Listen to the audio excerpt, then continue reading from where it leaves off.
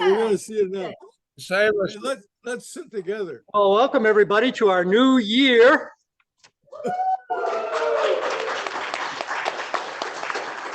I want to let you know we had a real nice installation ceremony and dinner. Amy, if you're here, we're all now going to give you a round of applause. The gumbo was outstanding. And we also want to give a little round of applause to the 3 outgoing board members. You know, they spent the past couple of years serving your needs as leaders of our club. So let's just give a round of applause to Luke Young, Jamie Bailey, and Leanne Lincolnhofer.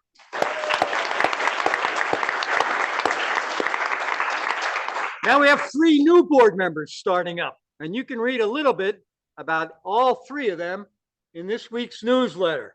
Bill Bespich, Alex Barge, Greg Lineberger. Again.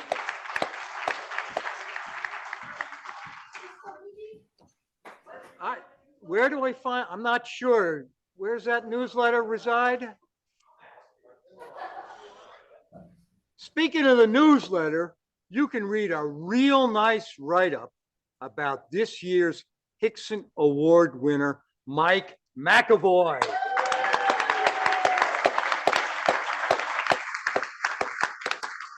Talk about a deserving award.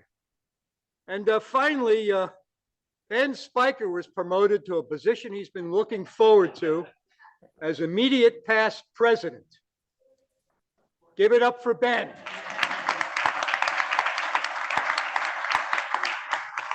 That newsletter has a photograph or 2 from the installation ceremony, one of which is a photograph of a photograph Ben received illustrating his theme of defying gravity. Take a look in the newsletter. It's a perfect image of Ben Spiker. All right. Let's see. Bruce, you coming up? And then Dave, you'll come up after Bruce.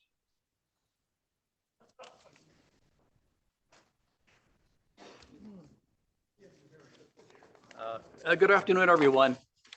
Everybody is like, what happened to you? And I want you to know, well, I'm not going to tell you because, well, I had a very minor surgery. This will come off tomorrow. Can everyone hear me? Yeah? No? Well, thanks, Emily.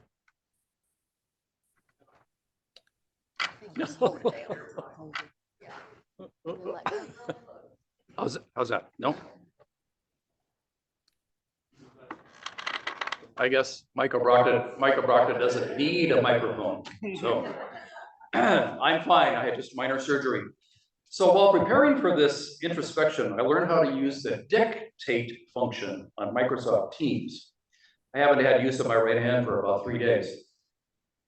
More interesting to me was the quick adaptation of the software, which uses artificial intelligence in helping to write particular words. And eventually, it started writing in anticipation of how I would write. So I practiced with this for 3 or 4 days, and I started to realize that the intuitive ability to predict what you're going to write is part of this interesting web of artificial intelligence.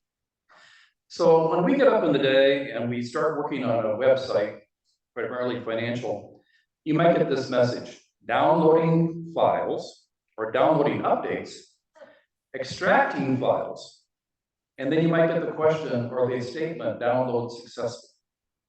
And then we're supposed to be able to make new decisions. I would like to compliment Michael Brockton for extracting files and downloading them successfully as we look forward to this new year. But what about that data that artificial intelligence is gathering about us? There was a recent article by Luke Weir in the Roanoke Times, and they talked about the algorithms in our brain and the bee's brain and how they are similar at a basic level.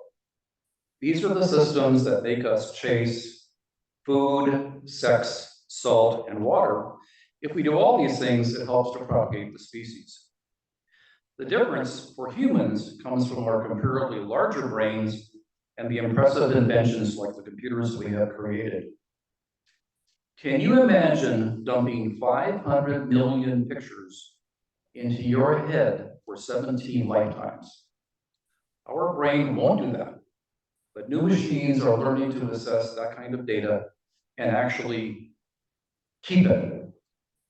It comes at a cost. Those computers burn up a lot of wasted energy, and a lot of that data is not that useful.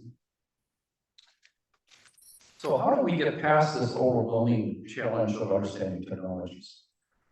I suggest going to the Kiwanis Club website for a refreshing view of our world and how we can make it better. Thank you.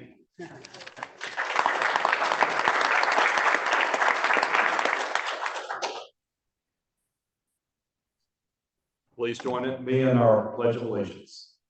I pledge allegiance to the flag of the United States of America and to the republic for which it stands, one nation under God, indivisible, with liberty and justice for all. Thank you both. Please be seated. Beginning today, we're going to be following an agenda that will include a president's weekly message. For those of you that pay attention, this message will be somewhat familiar to you because I gave this message at last week's installation. I want you to applaud at the end of it anyhow.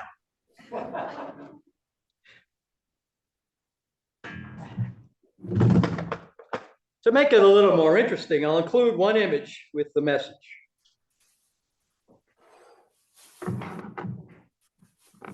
Hopefully that'll come up. So this is a message about being delighted, because that's the exact word I used in 2021 when Don Witt, in his role on the nominating committee, said, "Mike, you're a newly elected board member. You haven't been in the club all that long, but we'd like you to consider starting the path to the presidency." Immediately I said, I'd be delighted. Mind you, now, delight can come from a number of things. Returning safely from a climb of one of the world's highest mountains, that's delightful. Marrying the love of your life, that's delightful. On the screen, sitting in a hotel room in a foreign country with unbelievable sums of cash, that's delightful. And delight can come from the experiences I'd already been having in our Kiwanis Club here in Roanoke. I found myself surrounded by nothing but can-do, actively engaged people. You. My delight also came from the timing of the request. I had just completed a very long-term volunteer assignment for another organization, about 1,000 hours of my time each year volunteering. So the delight came from the fact that I knew my dance card was now open and I had found a home to spend time. My delight came also from a recent volunteer experience. I volunteered with the Boy Scouts. I was surrounded by can-do or can't-do enough types of people. And every time I came to a Kiwanis meeting, I kept reflecting on how I was surrounded by those people again. Can't-do overachievers, that's you.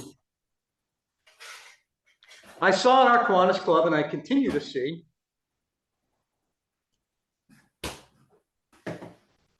people who just can't do enough. I thank Reef Kessler for inviting me to come that first meeting. I thank Don Witt for inviting me to step up to the leadership role.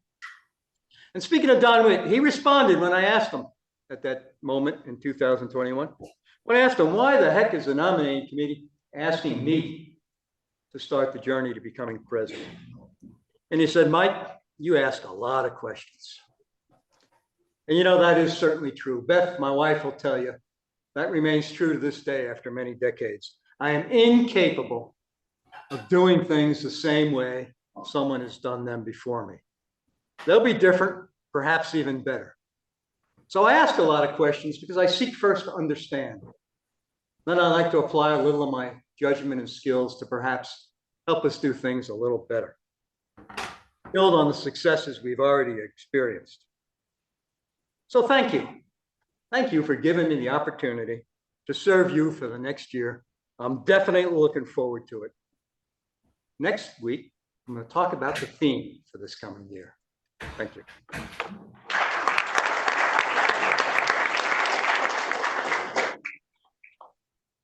Jean, you're going to come up and do the birthdays for the month?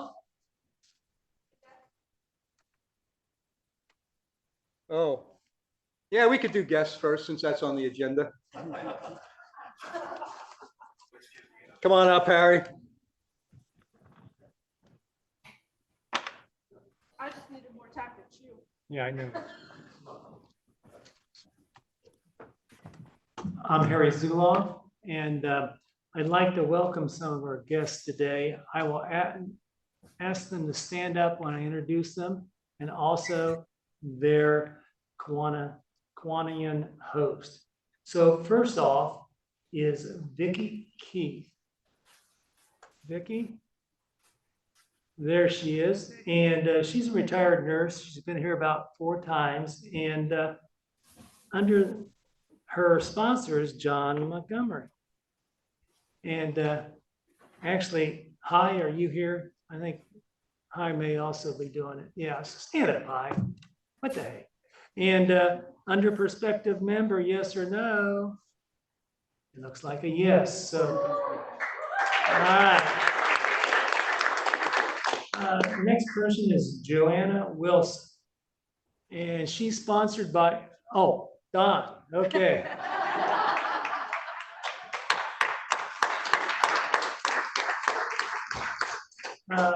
Next is J.D. Taylor. You ready for a sandwich? And Yeah. his sponsor is Ryan the Fountain. Pardon? And he put down maybe. He told me at the welcome desk he's going to check us out. So welcome, JD. And the last guest is Kelly Sandridge of the Roanoke City Schools, and she's here with Dr. White speaking. So give everyone a round.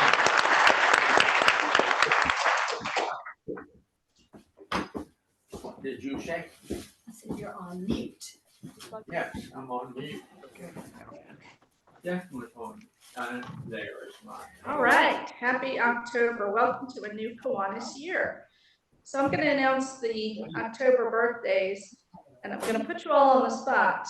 We need to really get ourselves into this and uplift our voices. I know we got some great singers, Larry, Ben, Tom, Brooke.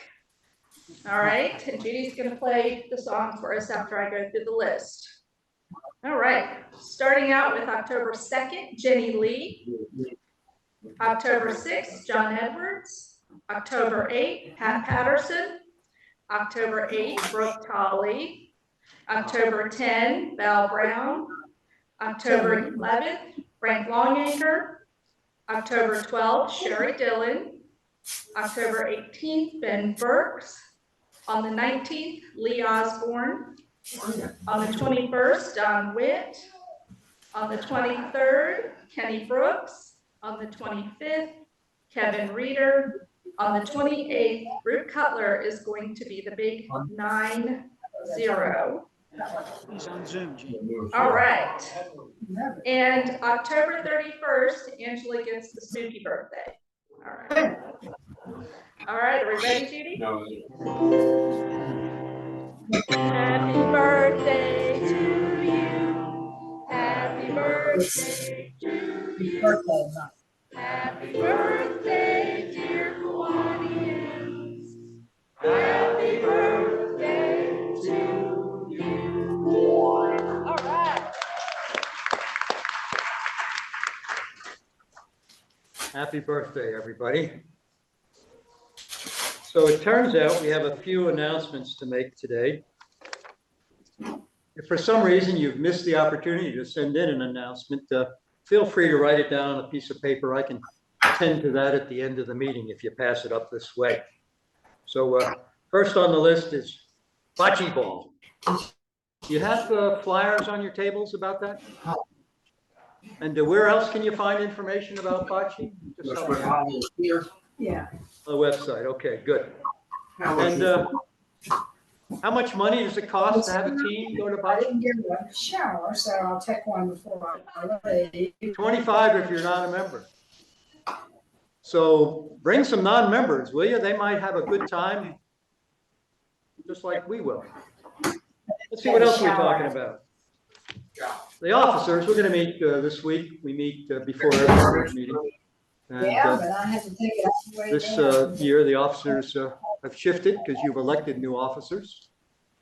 Immediate past president Ben, It was, and they myself, came and got the. now president-elect Gene Bolendorf, and vice president Joyce Montgomery.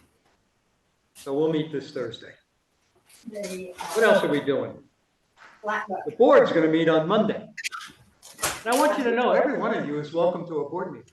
Every one of you. You can come in person. We serve lunch. John Bradshaw. Or just come on Zoom. Every one of you is welcome. We have a very energized and active Future board this screen. year. So I encourage you to come check that out. Let's see, what else is going on? Sherry Hartman, Rube Cutler, and Don Witt, Nature Park. The normal monthly meeting has been delayed by 1 week. So look on the calendar and you'll find out that it's going to be on October 16th. That's also an open meeting. You should try that out. They benefit when they hold those meetings from a lot of community engagement beyond our club. It's a sight to behold. I encourage you to join them. Season. And the last thing I know about is from Bill Bestfitch. Bill's running one of our newest committees this year. He's running the Strategic Plan Committee. Every 5 years or so, our club puts together a new strategic plan. He held his first team meeting last Saturday, and they are now beginning the process of developing strategies for, quote, keeping our club #1 in the Capital District, as well as the premier service organization in the Roanoke Valley. That sounds pretty good. So be on the lookout for a survey. Their work is going to begin by asking you your thoughts and opinions. And then later in the year, they'll come back to you with some additional opportunities for thoughts and opinions. I think that's all the announcements I'm aware of, John. All right. There are brag bucks, though, so why don't you get yourselves up here and do some bragging. So the way this works is you get about 30 seconds to brag on any neutral topic. And you get to spend $2 to do that. $2 goes into our Kiwanis Foundation. Makes the pile grow. And that foundation money is used to fund some of the civic good we do around the community. Please come up. Hello, I'm Eric Danielson. I have a brag. John, if you can hit my account, please. I want to brag on Judy Clark.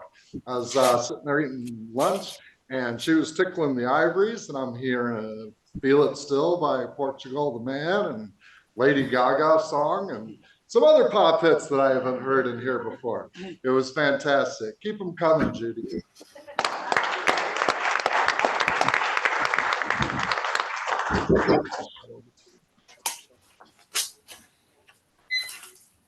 Right. Whoa, way up there. Okay, down in the stratosphere here.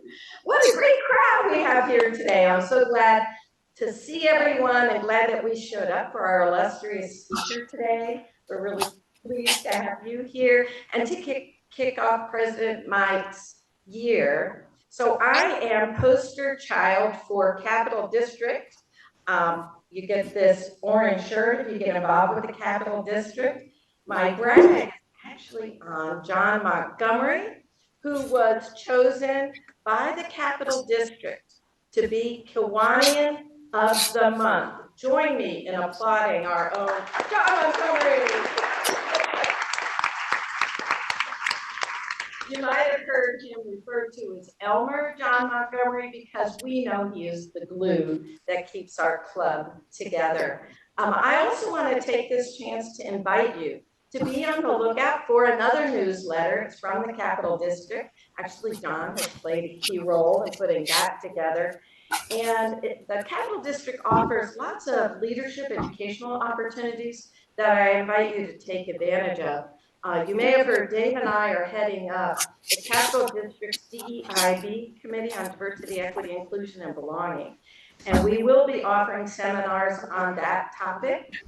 We have our first committee meeting, and you're invited to be a part of the district-wide leadership development by joining our committee if you'd like to be a part of this. Please let Dave and me know. Our first meeting is in a week. It's October 11th at 7 o'clock.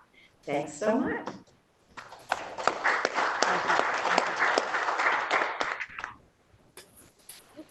Emily Bailey. So many of you probably received an email earlier from John Montgomery about my sweet mother who has CLL, which is a type of cancer. It's leukemia. It's inoperable. She's had it for 4.5 years.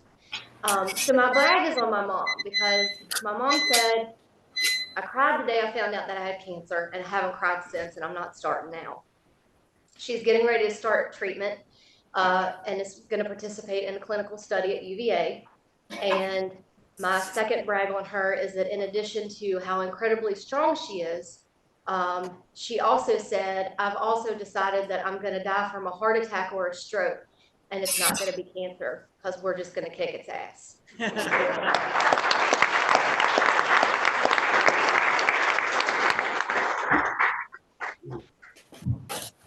Good afternoon, Don Wilson. I just want to tell you about a couple things that Evergreen Burial Park has going. It's a busy place. We've got yoga this Saturday at 9:30. Joanna's headed that up as our outreach coordinator. So come to a free yoga class at Cemetery Saturday morning at 9:30. It's really energetic and really gives you a good feeling. And it's a beautiful spot. And if yoga's not your thing, come to our 18th annual historic walking tour Sunday afternoon at 2 o'clock. We'll have 4 actors portraying Captain Day, our lone Union soldier at Evergreen. Kit Bond is going to talk about his mom and dad. Betty Bond was the host of Panorama for a number of years. So Kit's going to be there. And we also have an actor portraying Bill Overstreet, the World War II fighter ace that shot the German down after flying under the Eiffel Tower. Neat story. And also Virginia Boyd Noel was a founder of the Alpha Sigma Alpha sorority at Virginia Women's College back in 1901. It's now Longwood University. Are there any Alpha Sigma Alpha sisters in the room? Well, anyway, she's going to be dressed in period costume. It's a lot of fun. So come to Evergreen, 2 o'clock Sunday for a historic walking tour. You'll have a great time.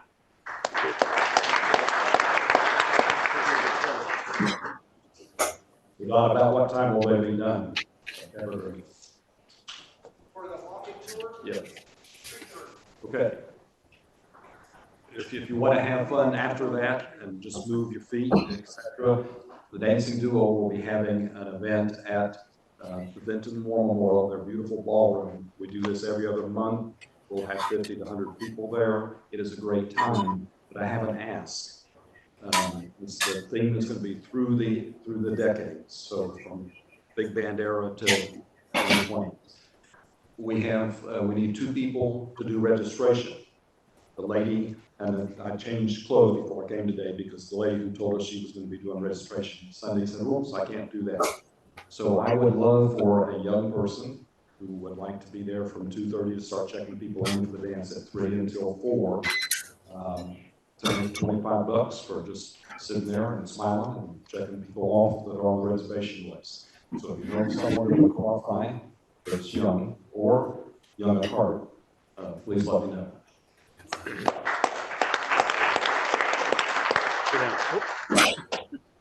Steve McGraw with 2 brags. First one is on Dr. Roletta White, who was smart enough to apply for the job, but more importantly, we were smart enough to have hired her. Thank you, Dr. White. Number 2 brag is on one of my classmates from Patrick Henry High School. We graduated 55 years ago, and we're having our 55th anniversary celebration this coming Friday evening. That person who headed up our reunion committee is the wife of Dr. John Pendleton. He's gone now. I wanted him to stay here, but he got out of here before I could say this. But his wife, Jill Butler, Pendleton is the person who put together our reunion this year, and she has done an amazing job. All these smart people around me. I graduated from Pettit Community High School also, not smart.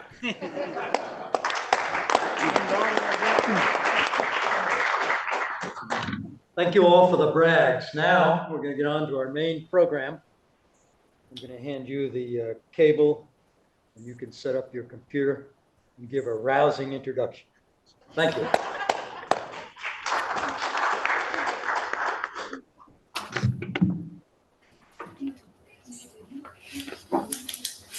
Good afternoon, everyone. For those who don't know me, I am a Kiwani, and I know I mentioned to someone earlier, Mike, that I am not AI, I'm a human being. I'm usually on Zoom.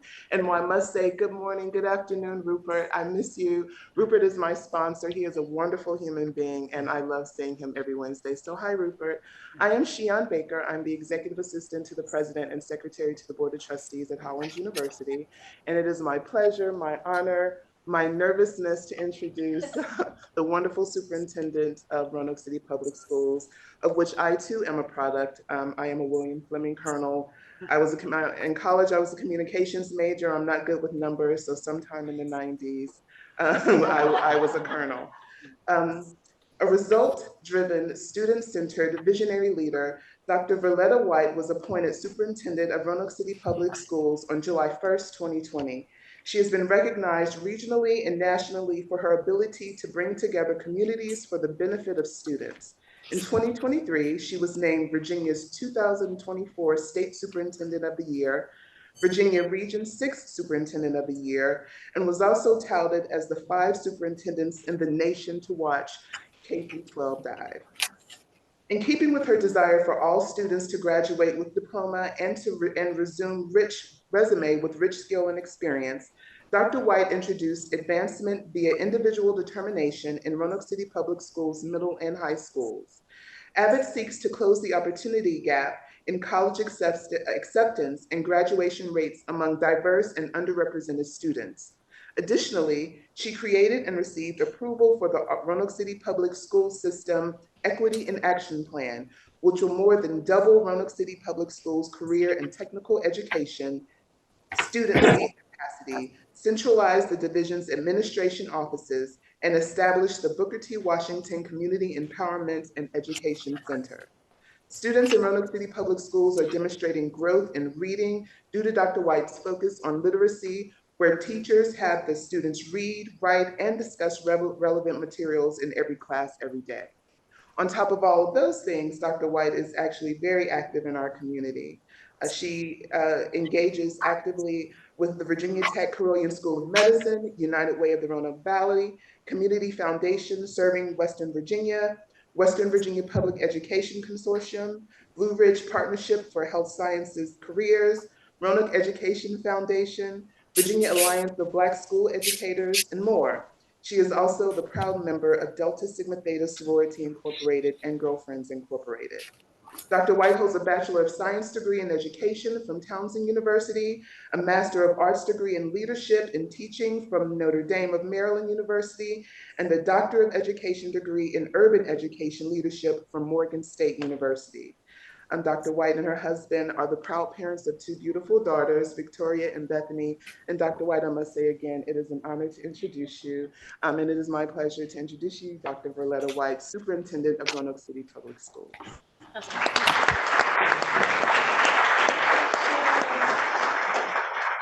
Well, good afternoon.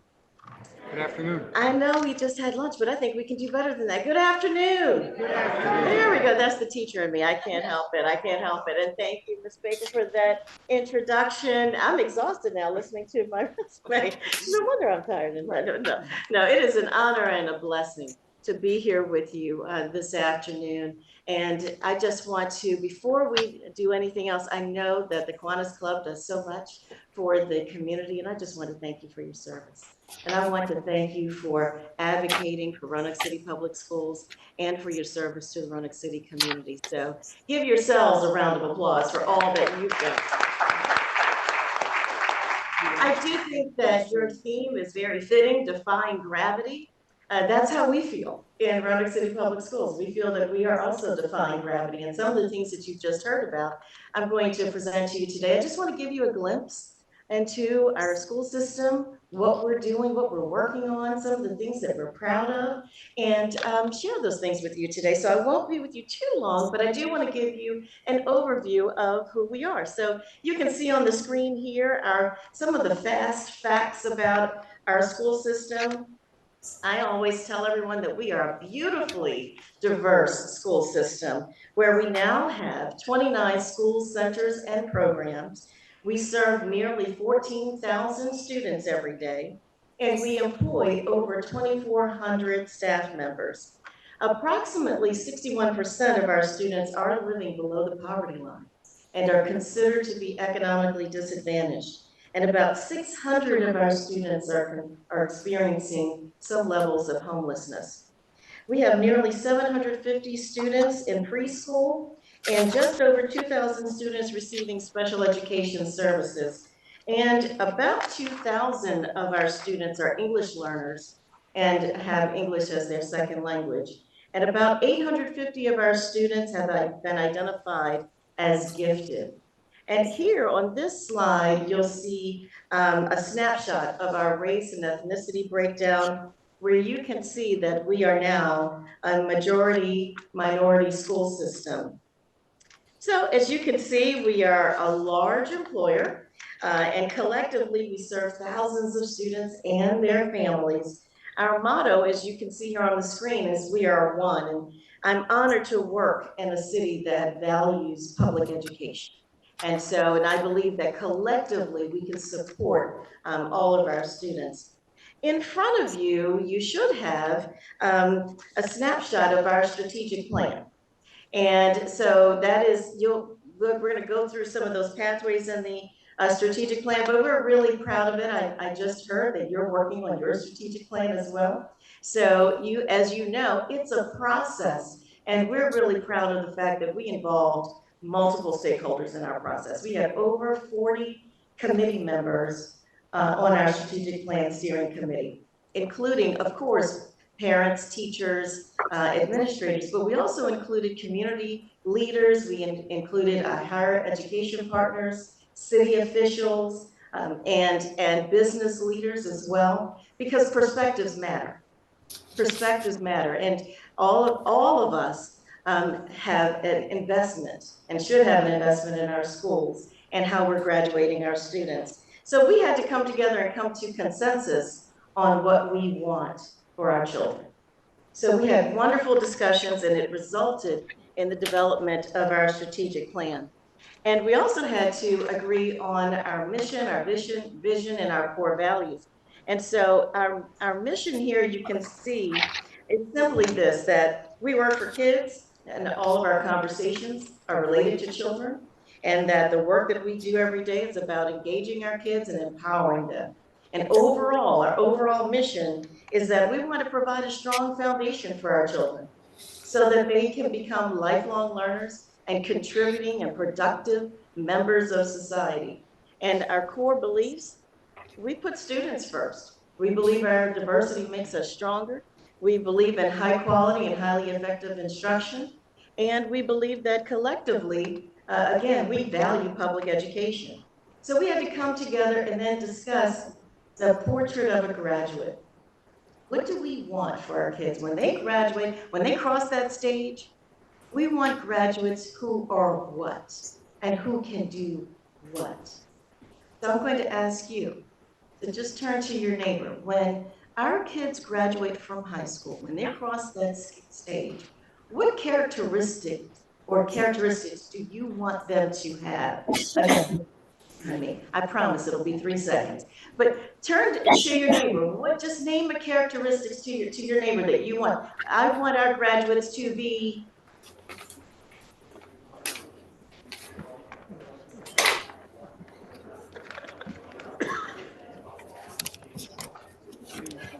All right, yell out some of those words. What'd you say?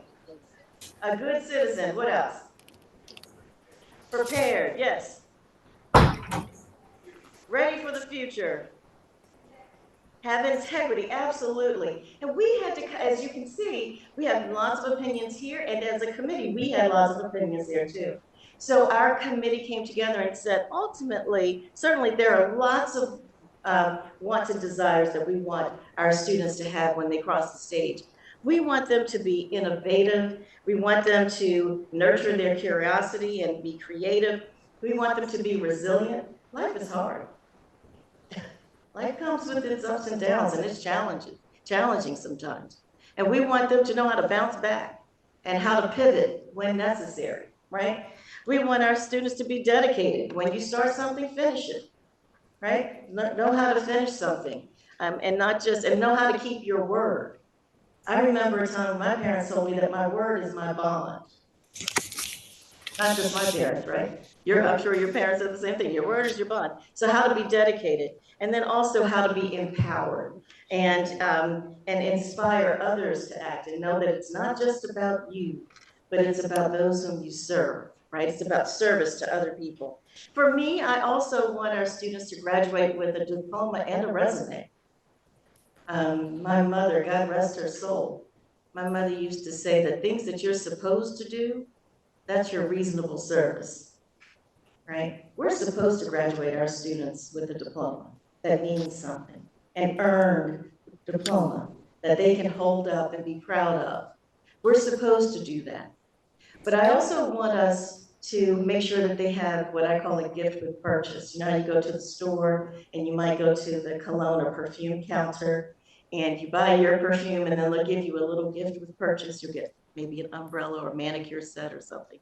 Well, that resume is our kids' gift with purchase, right? We want them to have something extra. Maybe when they graduate, they already have college credits under their belt. Maybe they'll be able to speak 2, 3, or 4 languages. Maybe they'll have an industry credential where they can go right into the workforce. So we want them to have a diploma and a resume of skills and experiences that will benefit them a lifetime. So we agreed, and these are some of the pathways to success that you'll find in that brochure in front of you. These are the 7 pathways in our strategic plan. The first pathway, now I'm a little bit biased because I'm an early childhood educator. Our first pathway is on early literacy, because you and I both know that if we're going to have students who are innovative, who are resilient, who are dedicated and empowered, that all starts early. That starts early in life. And we want them to have literacy skills very early in life. And so that is our very first pathway. COVID hit us pretty hard. COVID hit our youngest learners very hard because all of those social skills, emotional skills, those beginning academic skills that you learn from being in a classroom and you learn from your teacher very early on, well, through isolation, of course, of no fault of anyone's, our students didn't have the benefit of that. So now we're having to recoup and recover and make sure that we're moving kind of double time to make sure that our kids get those early literacy skills that they may have missed. Our next pathway has to do with academics. And in our overall academic program, we want to make sure that we're raising the bar for all of our students, but that we're closing gaps in achievement as well. And that's through effective first instruction. And then when they don't get that, we offer small group instruction and tutoring opportunities for our students so that we can get them what they need. And I'm going to elaborate on post-secondary. That's the third pathway. And I'm going to elaborate on that one a little bit more as I go through the presentation a little bit later in the presentation. When it comes to overall health and well-being, in my opening, I showed you the numbers of students who are living in poverty and the numbers of students who are experiencing homelessness. So like us, many of our students have life struggles too. Now, we don't judge them, right? And we don't judge their families, because if we're honest with ourselves, most of us are going through something. Sometimes we dress it up, sometimes we pretend that we're not, but most people have something to go through. And so just like us, many of our students are having some life struggles too. So we want to make sure that we know them by their name, by their strengths, by their needs, so that we can work with them with that. Sometimes people will say, well, I don't know why you're investing so much in these food programs and all of that. That's the parents' responsibility. Okay, we could debate that all day long. And I know, I don't know how to do everything, but I do know how to teach reading. But it's really hard for me to teach reading to a hungry child. Right? It's really hard that when a child doesn't know where they're going to lay their head that night, to get that child to focus. So we do what we can to try to fill in those gaps so that we can wrap our arms around our babies and say, okay, let's get you what you need so that we can get get you to learn as much as you can, because we want you to be prepared with that diploma so that it means something. And we know that our students need to be safe so that they can learn as much as they can. They need to be in a safe environment. They say that you can't run from a lion and read a book at the same time, right? So you have to feel safe. So I'm really proud of our school board for approving the 25 safety recommendations last year to make our schools safer. And we're really proud of that and our overall sense of health and well-being and our safety recommendations. And we're proud of our programs. A couple of years ago, we started a program called Staying Safe by Staying Connected. So in the summertime, our elementary and middle school kids work with some of our high school kids. And our high school kids serve as mentors and their coaches to teach our kids on Fridays, for instance. Our kids learn new sports. So sports maybe that they haven't had access to, or maybe they don't know about. So every Friday they get to try a new sport. They try track, volleyball, football, right? They try different sports, and our high school kids serve as mentors to help teach them. And then we also have an arts program that they can put on productions, and you would be amazed to see how our kids can learn choreography and learn their lines. And they've just put on a wonderful production of Frozen at the end of the last year, school year. And they had very little time to learn that choreography, but they did it. And guess what? During that whole time, they didn't have their cell phones in their hands, right? They weren't getting into shenanigans. They were safe, they were productive, and they were engaged in something that they loved and that they enjoyed. And we're focused on the academics, where we have an academic program through the summer too. We started a couple of years ago through Staying Safe by Staying Connected, a student job fair. Now, I went into a restaurant, I was trying to go into a restaurant, this was a couple of years ago, and the dining room was closed. Yes, and it was a fast food restaurant, don't judge me. So I couldn't get in. I called my husband and I said, I can't believe that now, all this time after COVID, I still can't get into the dining room. He said, baby, they don't have employees. And I said, wait. The businesses need employees and our kids need something to do, especially in the summertime. So we started a job fair. We've had over each year, last year and year before last, we have over 80 employers who came to the Berglund Center, and we rounded our kids up. We taught them how to interview, how to show up well, right? I saw a kid with gum in his mouth and I was like, spit that out. You don't go to an interview with gum in your mouth, right? And so we rounded them up. We provided supper and transportation, and many of them were hired on the spot for summer jobs, because we know that when they're connected, they're less likely to get into nonsense, right? So we're really proud of our Staying Safe by Staying Connected program. When it comes to, okay, it'll come back. Communications and community engagement. Our schools belong to all of us. So it's important that we are responsive and that we are transparent. And many community members said to us, look, we need a website that we can navigate.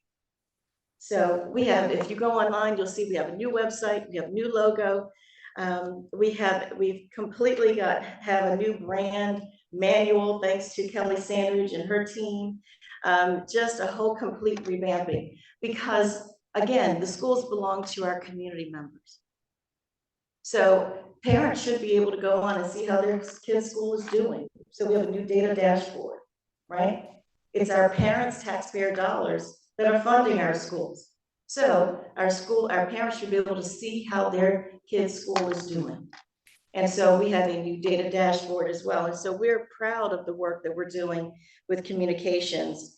And when it comes to recruitment or retention of our staff members and developing our staff members, I've always said that if we don't have quality staff, we don't have school.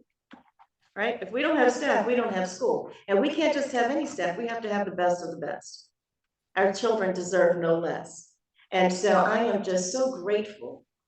We have a wonderful school board, absolutely phenomenal people. And it's great